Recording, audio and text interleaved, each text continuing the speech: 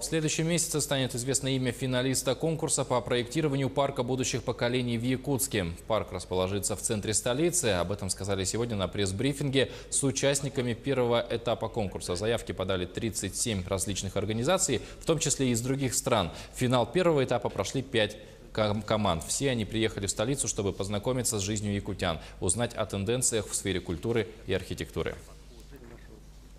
Я представляю компанию «Атриум» и наш консорциум «Атриум плюс Восток плюс», якутская наша команда, с которыми мы делаем этот конкурс на парк будущих поколений. Тема Якутска и тема вечной мерзлоты для нас не нова, потому что уже в 2004 году мы участвовали в конкурсе на парк «Земля Аланхо» и очень подробно изучили тему Якутска, национальной идентичности. И, несомненно, этот опыт и все эти знания мы применим для нового парка будущих поколений, естественно, переосмыслив все идеи в современный формат, потому что это, в отличие от того этнографического парка, будет современный парк.